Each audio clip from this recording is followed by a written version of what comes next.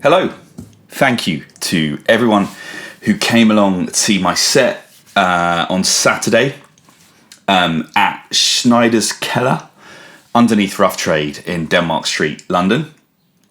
I was performing there for International Drone Day alongside Microcorps and a bunch of other really cool artists. The biggest thank you goes to Edd and Jean, who run SchneidersKeller. Thank you for putting on such an awesome event. I didn't know turning up at 1 p.m. to play a 1 hour drone set in the very heart, the kind of, touristic heart of London, whether many people would turn up. But thank you to those of you who follow me, who came along. And thank you just generally to people who popped in as well.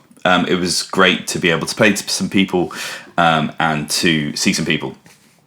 And the video I posted just before as well, which ran through didn't run through, but played you a little bit of a rehearsal I was doing for the set, which was a pared down version of my last live set with just one Make Noise Skiff here. That ended up being really popular too, so I wanted to take this opportunity to walk you through this little mini setup involving an iPad, Make Noise No Control, a Make Noise 104 HP Skiff, this little Zoom Livetrak mixer, which is a recent purchase, which is just really useful piece of kit, and then the Walrus Audio Slöer stereo ambient reverb. Now this is actually the first video where I've recorded both the microphone and so the narration and all of the audio into the Zoom Livetrak. I'm recording there, and so fingers crossed that works as I hope it's going to work, which is just lovely because I haven't got a computer turned on, which is just great. I can just be hands-free and not worry about whether a computer is recording. Just watch that red means recording button and hope everything is okay.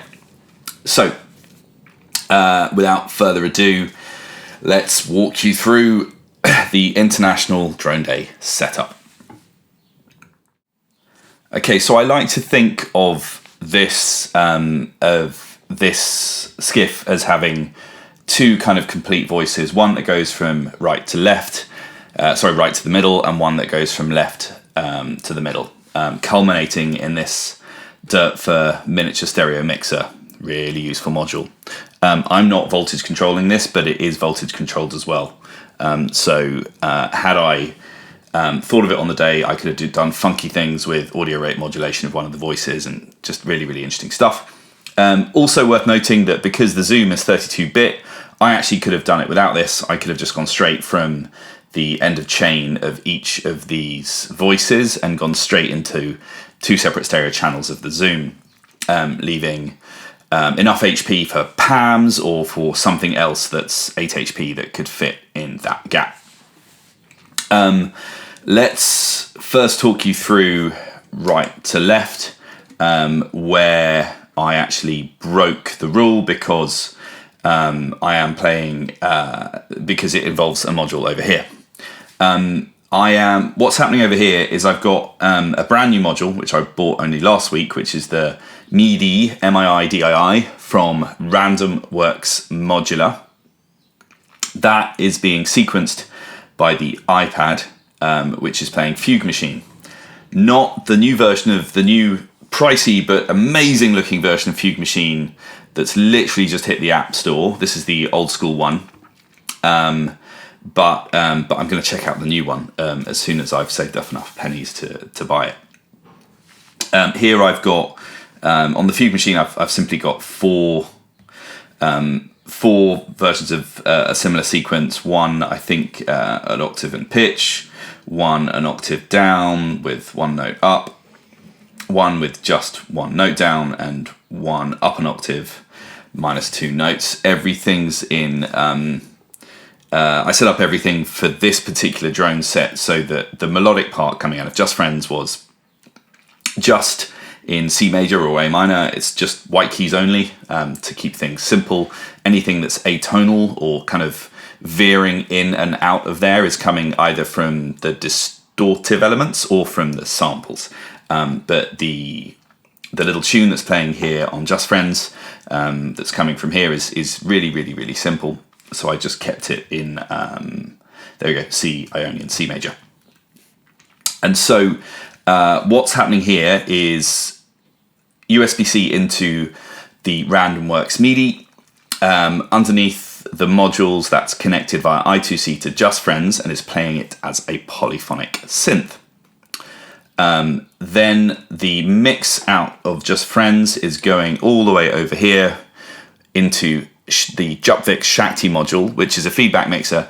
Now I'm only using the receive input. I'm not sending and receiving here, so this is just a simple implementation of Shakti, but it just adds really nice kind of dusty distortion to the very clean sounding Just Friends polysynth, which you'll hear in a second. Now, why on earth is this module over here, Nick, when you were supposed to be going right to middle? That's because there was another module here, but I decided at the last minute that I wanted Shakti and I couldn't be bothered to move everything. So just imagine it's over here with its friends, where it should be. But it's not. And that's okay. On we go. So the Just Friends voice goes into Shakti. Shakti comes out into Endless Processor, for which I have attached the expander module, but truth be told, I'm not really using the expander module for anything in earnest this time around, though I'm planning to next time I use it. I haven't really explored it enough.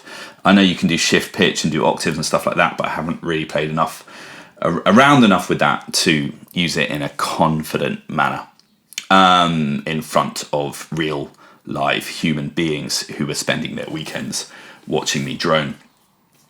So what's happening there is that every so often I am momentarily capturing this voice and droning it. First what I'm going to do is I'm going to press play on the sequencer, and I'm going to play you what it sounds like without the Endless Processor. So this is just the sound that's coming into Endless Processor. Now, I've used Just Friends a lot in this kind of configuration as a polysynth, so I kind of know my way around the polysynth sounds, and that I know with ramp you get kind of like more of an open sounding saw wave if you get up there, and then you get more of a closed filter sound there. It kind of does a similar thing in a different way the other way around, and then you can affect the timbre of the sound with the curve knob. Quite a kind of square wave sound there, and in the middle you get more of a saw sound.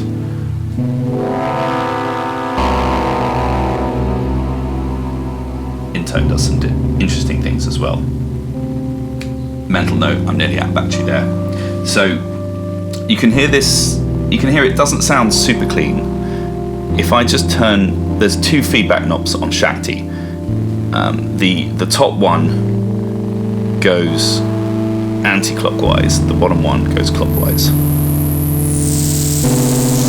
You can hear what that's doing. It's really mucking it up. I don't want all of that distortion today, and I'm going to filter it off a little bit as well.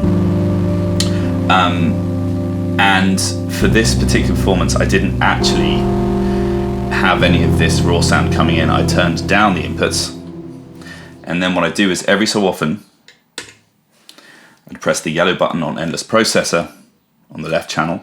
You can hear that coming in, and then I press it on the right channel,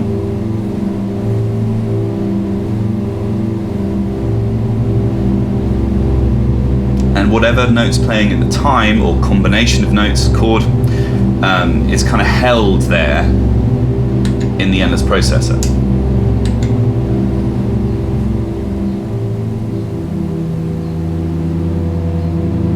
I've got it set to quite a long fade in and fade out there, but just make that a bit quicker. It's going to make the sound a little bit brighter on Just Friends as well.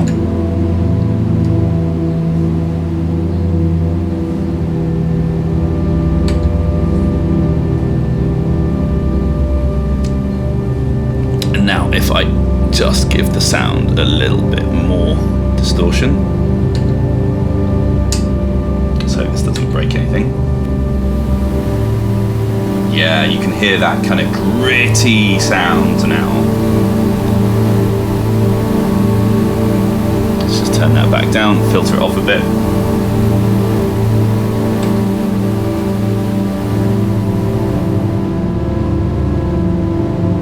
It's really nice. Now, one thing you can do, I'm just going to stop that there, and turn that down before the iPad runs out of batteries.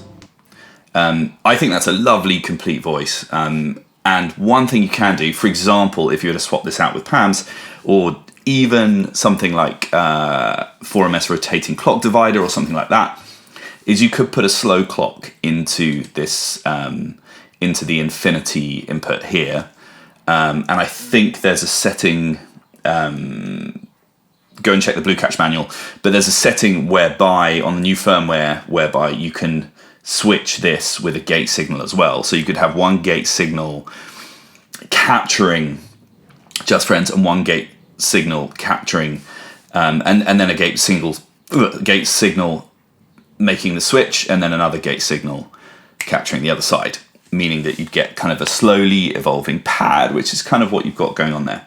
But I think that's a really nice voice. It's kind of, I call this kind of the clean side, where we've got a very, very slightly affected polysynth, which ran through probably 80% of the performance. It's what kicked off the performance, and was there the whole way through. So that's side one. All you were hearing there was that chain with the Slöer reverb as a stereo send, using both of the zoom sends and then coming into a stereo channel. It's so simple to set that up here.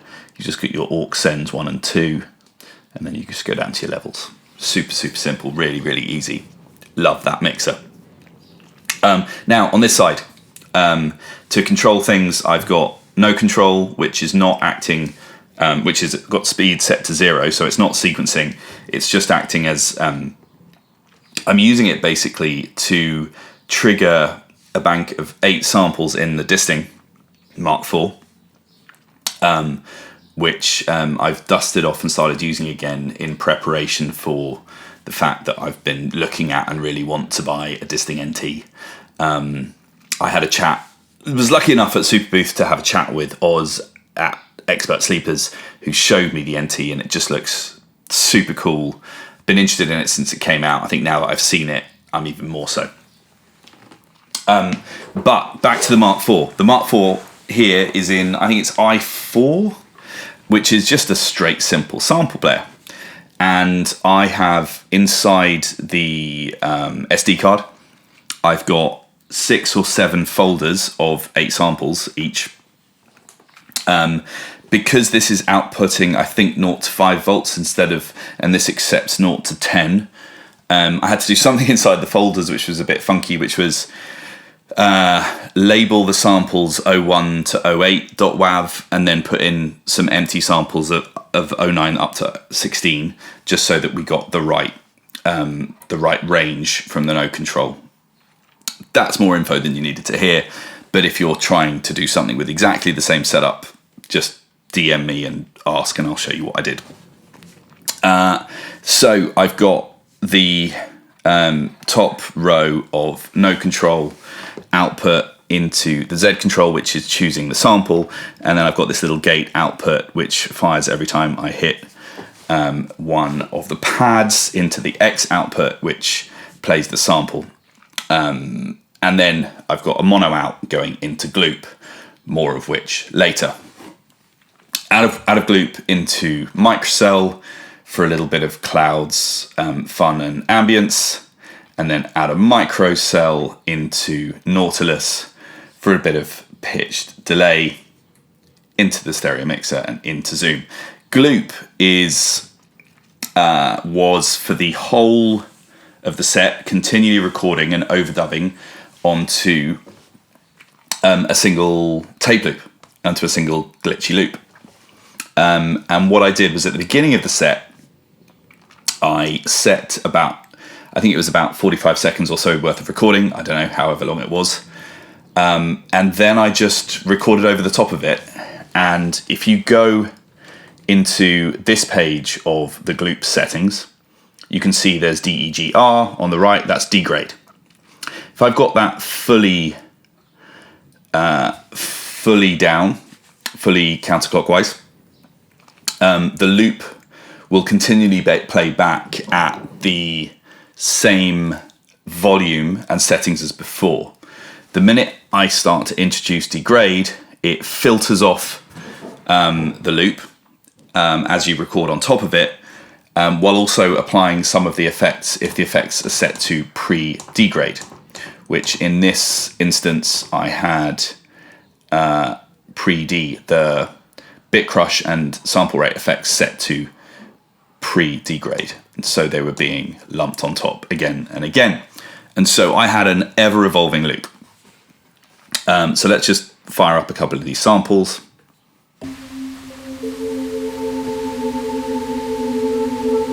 It's a mixture of stuff I recorded from instruments and boxes around my room, and some stuff from some software as well.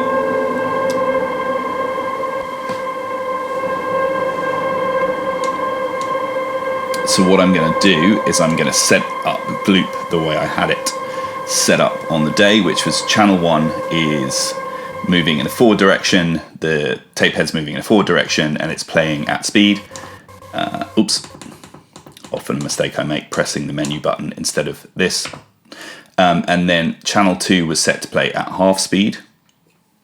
Channel 3, I've done it again, with apologies to Scott, the maker and manufacturer of Gloop. With channel 3, it was set to 2x. I'm also going to bring that down a bit, and I'm going to reverse it. Oops. There we go, reverse it and introduce a bit of jitter so that it jumps around every time it completes the loop. Channel 4 is playing at pitch, but is much, much shorter with jitter as well. Now, as I'm recording into Gloop, and what we'll do is we'll just do that.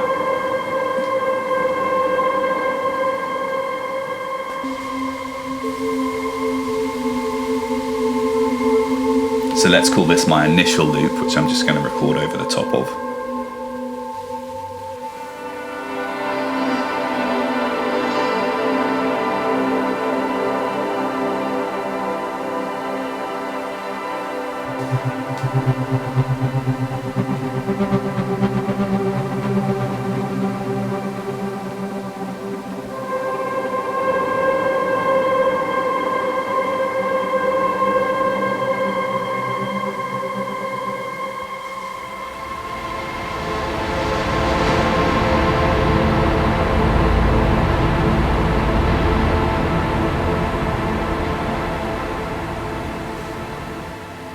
And then as soon as I start looping,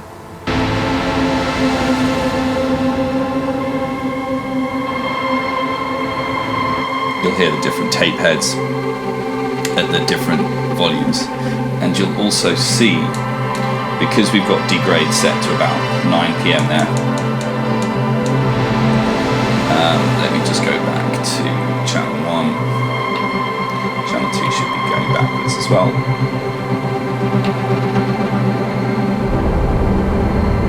You'll see as it starts to overwrite itself, the amplitude of the waves gets smaller and smaller. That's degrade doing its thing. Now then, 4 CV inputs to Gloop coming from Sloths. They are all quite heavily attenuated. Let me just show you. So yeah, they're acting at about half attenuation, plus these 4 buttons, which would normally, 4 rotary encoders, sorry, which would normally be the volume of the loops. These are now the kind of base volume, so let's call it the offset for the inputs as well. And if I just go back to the page I just skipped past, there you go. I can set these CV inputs to anything. For this performance, they were basically set to be the volumes of the different loops. So at pitch, half pitch, double pitch, at pitch, but micro loop.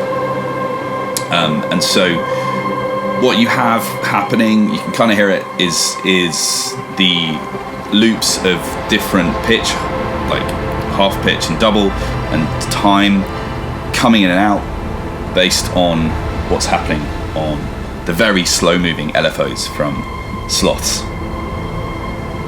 And that hopefully is creating some interest and some structure and some movement to the drone, which, as I was playing for about 80 minutes, is very helpful.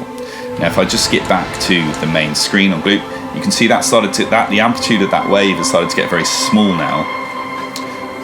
That's because we haven't recorded anything new on. Now, what I did for the whole performance was I just pressed record, and so I was always recording on top of the loop. So I'm just going to throw in another sample, and I'm going to go to another folder as well.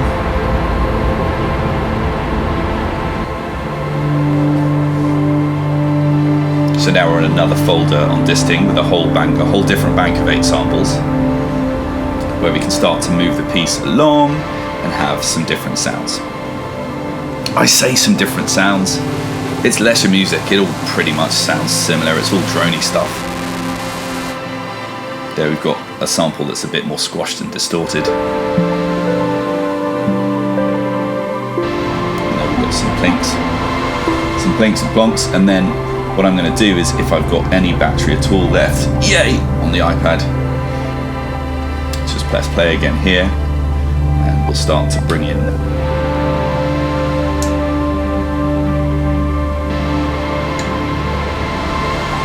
some sounds from the Endless processor as well.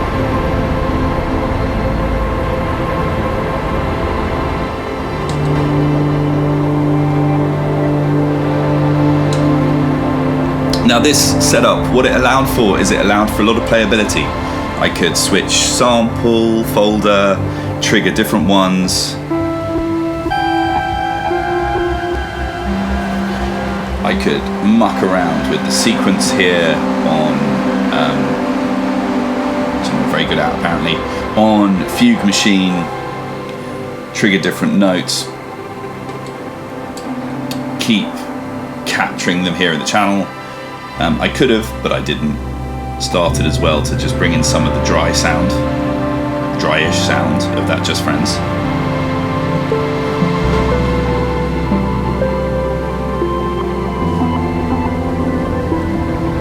And if I just jump up to channel 4, what I had on channel 4 was these really big sounding samples from the Lyra, which acted as kind of a bit of a culmination of the set.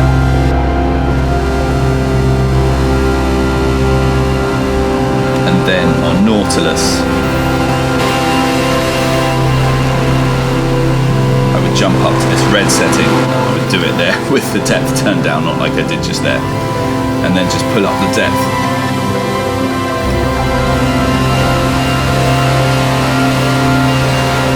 A really big sound.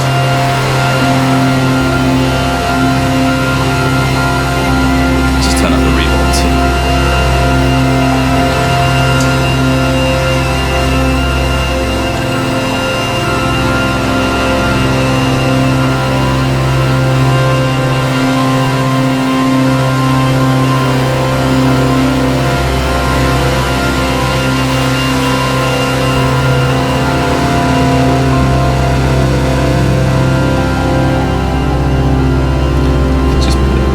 Setting and introduce a little bit more of the octaves.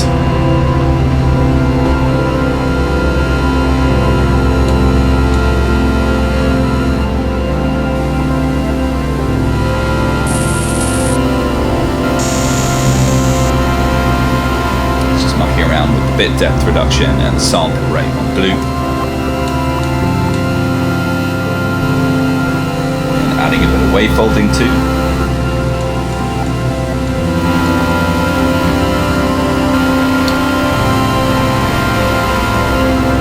What I'm going to do now is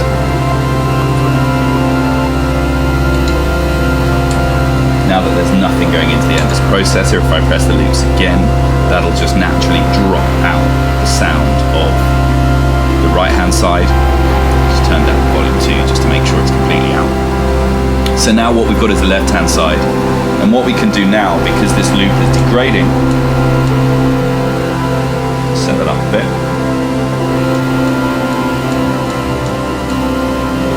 We can just let it kind of play out and make itself quieter and quieter, which is what I did a couple of times during the set, and obviously at the end of it as well. And there's tons of settings on Microcell and QuBit, and the Nautilus, which you can muck around with as well, have loads of fun with. Such a fun setup to play with. And yeah, once again, thank you to everyone who came along, and thank you to SchneidersKeller for putting on the event. It was great fun, and I'd relish the opportunity to play there again. Last thing I'll say is I've put the entire set from Saturday up on Soundcloud. I'll add it to Bandcamp as well if I can, and I'll put the links in the description to this video. Cool, I'll let Gloop with Microcell, the Nautilus and Slöer just play us out now. Thank you, see you again next time.